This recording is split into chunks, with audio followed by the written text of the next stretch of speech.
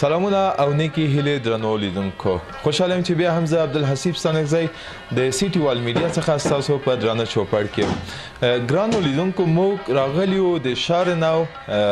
مشهورې سیمې ته او په دې مشهورې سیمې کې یو مشهوره او یو ښه با تجربه رستوران ته راغلی یو د سوپر شینواري رستوران ته. نو موږ به د کاروبار په اړه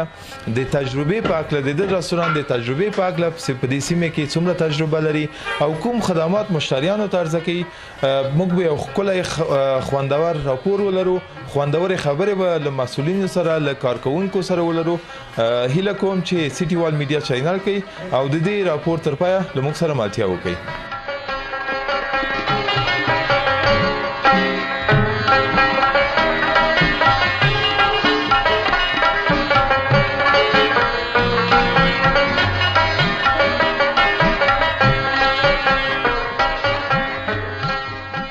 اوس د نقاش مال او دا مال زمکه او اسمان فرق لري.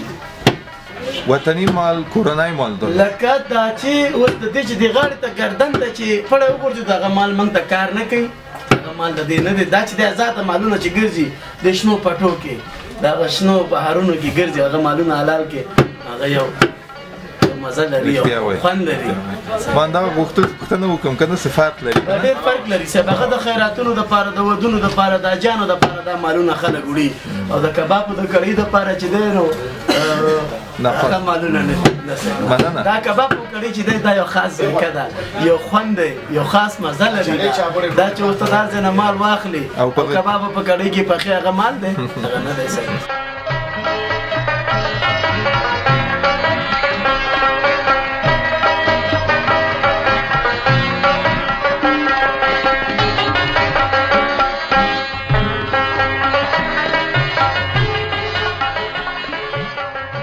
ګرانو لیدونکو موږ حاجي صاحب حمید ګل سره غواړو خبرې پیل کو. د دې رستوران مؤسس او غواړو چې په اول کې د دې رستوران د تجربې په اړه خبرې را سره موږ سره شریکې کړي. سلام علیکم حاجي صاحب. وعلیکم السلام. شکر الحمدلله. خپل خاص ته خیر د تاسو د کار مزاحم سم څنګه؟ نه ملایم صاحب. ورځ بخیر. شکر الحمدلله. خوشاله اوسئ.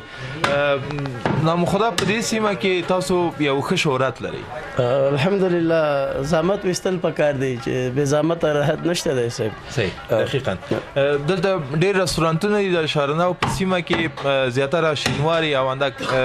د شینوارو رستورانتو په نوم مشهور دي او کرایانې پخوي کنه. تاسو له خاص شهرت سره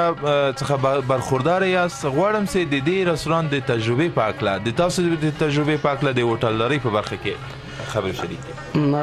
زه خو الحمدلله دا څومره هوټلې چې دي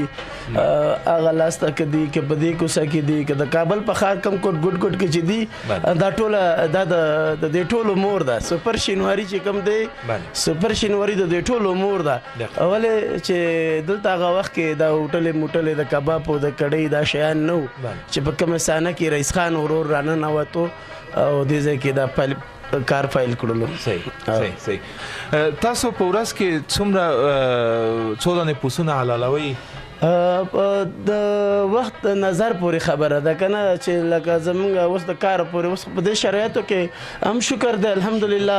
شکر وباسو. زمونږ وطن دی، زمونږ مور ده، موږ ورسره خپل هغه فایټ کوو. خو د ژوند پورې خبرې دي مختلفه دی نو او تر کم ځای پورې رسېږي. او سړی اوس که لږ په وطن کې خوشحالي راشي کارونه ښه کېږي او چې وطن کې لږه پریشاني راشي کارونه دغسې لږ ډب بند کېږي. نو شکر الحمدلله کارم ښه دی روان دی شکر دی خوشحاله. فروش حتما ډېر د په دې څه ګورم اوس هم مشتریان درګر را روان دي او تقریبا شپږو پسونه ځواړن دي او دا فکر کوم تر بیګا به خلاص دي الحمدلله. دا شپږو دانې خو باید چې خرڅ کړي. د شپږو دانې چې خرڅ وکړو موږ سره شل نفره یو کاریګران کار کوي دا خو باید خرڅ کړو. شپږو دانې څه شی دی واتلس باید خرڅ شي. زمونږ تاسو وطن دی دا ډېر میلیونونه نفوس لرو. غواړو د خدماتو په اړه تاسو نه پوښتنه څه خدمات مشتریانو ته تاسو عرضه کوئ چې خپل مشتریانو دومره خوشحاله ساتلي؟ الحمدلله دلته زه ډېر خوندونه لرم، ډېرې مزې لرم. یو کباب چې د عزت بدري رقم درته جوړوم کنه دا خلک یې اخته کوي زه الحمدلله په یو مالګه کې دغه خوند وباسو غوښه ډیره خوندور شی دی غوښه داسې یو خوشی دی چې د هغې نه اوچته مزه په جهان کې نشته خو چې مالګه ورسره وي چې مالګه ورسره وي د هغې غوندې مزه د هغې غوندې خوند هېڅ په یو دنیا کې هم نشته دی زیاتره مالونه تاسو له کوم ځای راوړئ دلته خپل حلالوئ که نه حلال کېږي د باندې بیا راوړئ دلته ځوړند زما مالونه چې دي اوس فعلا چې دي دا ژمی چې واوره وشي دویمه درېیمه برخه واوره چې وشي د فرخار د کندوز د تخار دغه مالونه چې کوم دي دا بیا بندېږي صحیح بیا دې خوا ته اوړي خوست پکتیا او د وردګو سایډ نه دا مالونه دغسې راتاویږي د هغې پورې چې څو دا ژمی خلاصېږي زموږ غوښې لږې سختې راځي خو هغه بیا جوړه او نرمه ووایي نو دا غوښې چې دي اوس ماشاءالله د تخار د فرخار د دغې سیمو غوښې دي هغې ځای غوښې چې دي سرسبزه دي ډېرې ښایسته غوښې راځي د هغې صحیح یو مشتري که وغواړي چې دلته نږدې دفتر ته تاسو ډوډۍ وروړئ که نه په څومره موده کې به تاسو خپل خدمات ورته عرضه کوي صاحب خدمات خو د هغوی دا ټول بلد دي او دا کوم خوراک چې موږ په خلکو ته پخو په دې خوراکونو باندې دا ټول خلک بلد دي موږ ته 40 منټه اقلن یو ساعت مخکې زنګ وي چې زه مېلمانه لرم ما ته دا شی اماده که نو بیا موږ دلته خپل انجینر لرو هغه بیا موټر کې ورته یو شی کمپلیټ کوي رسوي یعنې دا خدمات هم لري چې کورو شاته یې او که نه دا وګوره کورو شاته هغه په کور کې ښه منظمه ناست دي بېغمه ولې مطمئنه دي خلک غږ قرار خالی ټلیفون نه وکړي دا شی راته تیار که دا دومره وخت کې راولېږه په همغه دقیقه کې ورته لیږو ماشاءالله غواړم د تاسو د خوړو په اړه پوه شم څو نوع خواړه تاسو ته مشتریانو لپاره وړاندې کوئ د مشتریانو دا خو چې دی د خوښې شی دی که نه زه یو ډوډۍ چې ده د یو پسه نه شپږ رقمه غذا جوړوم سپینه کړۍ ده پکې وایټ ورته وایي ادرک او مرچکۍ په هغې کې استعمالیږي بله چې د هغې کې ادرک او مرچکۍ بیا پیازو کې راشي که نه دا خلک دو پیازه ده خو دو پیازه بل شی دی وایټ سپینه په پیازو کې چې دی دا بل شی راځي او لکه دو پیازه داسې یو شی دی چې هغې کې خالي پیاز اچول کېږي بیا مرچ تور مرچ ورته وایي دا په سر د دې دوړېږي که نه بیا دا یو ایټم شو په مستو کې جوړیږي دا دویم ایټم شو سپینه خړه جوړو موږ د شینوارو د درېیم ایټم شو کړی چې دی د څلورم ایټم شو روش پنځم شو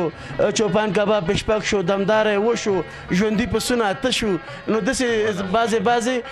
ښایسته ښایسته غذاګانې لرو داسې نومونه د وخت سیز بلد نه یم سره ماشاءالله ماشاءالله نه شکمپورې چې ورته وایي دا خلک دا شکمپورې لکه ښه مېلمه دی یو ناوې پسې ډوډۍ لېږي یو سړی د خارج نه خدای ناخواسته راغلی او ښایسته نازولی مېلمه نو هغې ته شکمپور چې جوړ کړي پیسته بادامو هغه ډېر په زړه پورې خوراکه ده موږ ته به څه وخت جوړ کړي له خیر هر وخت چې خوند وکړو مزه ده هر وخت چې د خدای د تا باندې خوشحالي او ارامي راولي زه په خدمت کې یم که نه خوشحاله اوسئ خوشحاله اوسئ غواړم د تاسو د شهرت په اړه د هېواد څخه بهر پوه شم آیا داسې کوم تقاضا کوم پیشنهاد راغلی له بهر هېواد څخه درې څلور پیشنهادونه راپسې په دې حکومت کې هم راغلي دي خو الحمدلله زه د دې ځای نه خارج ته غوښې لېږم انګلینډ ته لېږم انډیا ته مې لېږلي دي دا سعودي او دوبۍ ته چې دا یو نیمزي دا زنانه او دا ښځې دا پاخه خلک چې هلته ژوند لري 1 کیلو 8 کیلو ځان سره وړي ډېره نه وړي 1 کیلو 8 کیلو لکه انګلینډ ته مخکې ورځو کې ما نه غوښه وړله هغې تقریبا 9 کیلو یې واغسته او دا 1 کیلو د دې دغه ډوډۍ او دا زر المونیم د غوښې نه ټیکټ باندې 100 روپۍ د خالي ټیکټ شوی $100 ولې دا خلک هم دومره مینوال لري د دې غوښو د کبابو د کړی دا هغه دنیا ته چې غواړي $100 د هغې خالي هغه یو ځای کې کېږدي د هغې ټیکټ ورکوي او تا نه یې غواړي خو څه پکې شته که نه ښایسته پکې دا غوښې څنګه کوی چې موږ ښه غوښه پیدا کړو که نه اوس تاسو پوهېږئ په بازار کې 350 غوښه شته حتی په 320 غوښه شته که نه غوښه پیدا کېږي دا څه توپیر لري د تاسو د مالو سره زموږ د مالونو سره هغه دا توپیر لري صاحب چې دا دي 12 نیم 14 کیلو هغه دی 21 22 25 10 15 کیلو 40 کیلو غوښه هغه چې هغلته په 10,000 واخلي نو 40 کیلو تاسو په 10,000 باندې ضرب کوي چې هغه په 100 تمامه شوه آیا په 280 ورته تمام شوه که په 300 ورته تمام شوه که هغې په 300 هم خرڅه کړي نو 40 کیلو چې خرڅه کړي نو 800 روپۍ ورته په هغې کې معلومات پاتې شوي که نه نو په دې مالونو کې چې دی دا موږ دی پسې د کور نه پیسې لګوو په دې چې دا دا ډېر کوچني مالونه دي دا هغه په 3 ساعتو کې پخېږي دا په 40 دقیقو کې پخېږي نو د ته چې د مانه په 40 دقیقو کې ډوډۍ غواړي نو د 100 روپۍ به قیمت د مانه وړي په دې چې دا مالونه تنکي دي ډېر ښایسته نازک د دې ته تاسو ګورئ صاحب دا څومره تنکي مال دی د دې هغه رنګ د دې هغه شهرت هغه تا ته خوند درکوي ته وګوره لکه ملایي داسې غوښې دي دا نو زه رالم په دې کې لکه خام نه ده ولا خوندوره ده بالکل زیاتره مالونه داسې اوبه پیدا کوي که د فکرې زیاتره غوښې که نه یا د زیاتره رستورانتونه تاسو ته احترامي تجارتي غوښې یا هم وارداتي غوښونه ګټه اخلي زه به خپل د مینوالو ته زه دومره پیغام لرم په دنیا کې په هر ځای کې چې ګرځئ دا مهرباني وکړئ چې که چرګو اوبه یې وکړلې مې خورئ مې اخلی بیخي په هغه لاره مه ځئ که غوښې اوبه وکړله او خدای نخواسته اوبه یې کوله نو دا هم زه د خپلو مینوالو ته یم زه تقریبا 30 میلیونه نفوس مینوال لرم زه